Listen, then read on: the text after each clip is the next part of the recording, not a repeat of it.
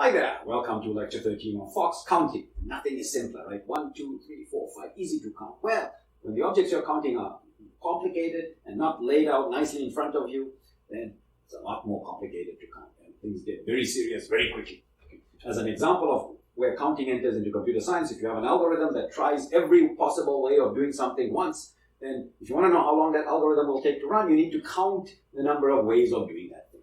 Okay. So we'll talk about counting. Okay, but before we get going, as usual, let's have a recap of where we were. Okay. We had talked about graphs. Okay. We had introduced bipartite graphs and matching, in particular, matching with preferences or stable marriage, the mathematics of dating. So one of the conclusions there was be the aggressor, be the one who asks out. Don't wait to be asked out. Then we talked about conflict resolution and how that leads to conflict graphs and the notion of coloring a graph. Okay.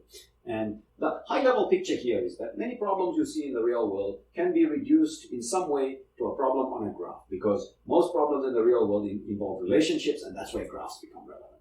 And we considered several examples of real-world problems which can be formulated using graphs. And that is a very important skill of a computer scientist. How to take a problem in the real world and then, see the graph nature of that problem and reduce it to a problem on graphs. So get good at least that. And then you can leverage all the tools in graph theory.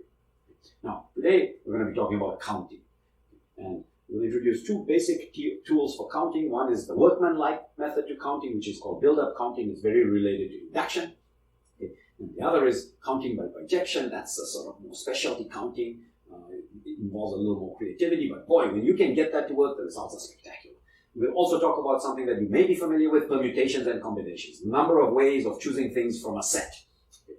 And let's get going with a very simple example, goody-bags. So you're a parent, you're a 5-year-old kid, you're throwing a birthday party, and you're going to make goodie bags with candies. Okay, so let's say that there are 3 colors of candies, red, blue, and green. Okay? And let's suppose that a goodie bag has 3 candies in it. Okay? So the question is, you'd like to make as many different goodie bags as possible. So how many distinct goodie bags are there?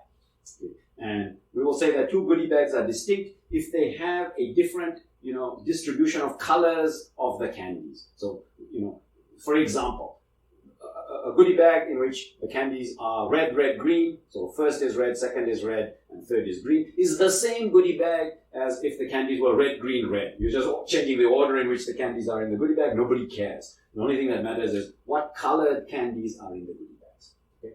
Now, I'm asking you to count the number of distinct goodie bags. Okay, and the simplest thing to do here is to just list them out and then count 1, 2, 3, 4, 5, and so on. Okay, so here I listed them out for you. You can go and verify that this is correct. It's done in a fairly systematic way with all the red first. Then we can say that what about if you have only 2 red? What about if you have 1 red? And what about if you have 0 red?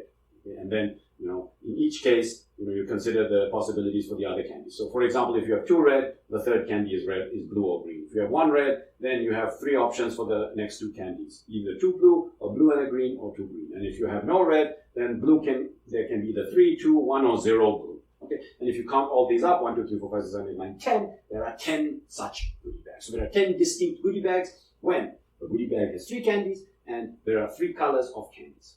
Okay, so let me challenge you. Let's ramp it up a notch. What if the goodie bag has 5 candies? And what if there are 10 colors of candy? Can you tell me how many goodie bags there are? Here's another problem. Supposing that goodie bags come in bulk packs of 5. So we're talking about goodie bags of size 3 with 3 colors of candy. But now goodie bags come in a bulk pack of 5. How many different bulk packs are there? Okay.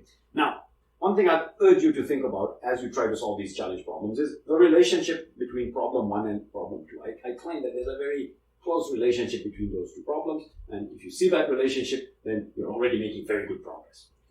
The high-level point that I'd like to make is that if you attempt to solve these challenge problems by trying to list out the goodie bags just as we did for the small problem that is our motivating example, you will find that it's just way too many to list out. So we need tools. We're going to build these tools. These tools are the tools of counting, and in order to build these tools, well, we're going to move to the board.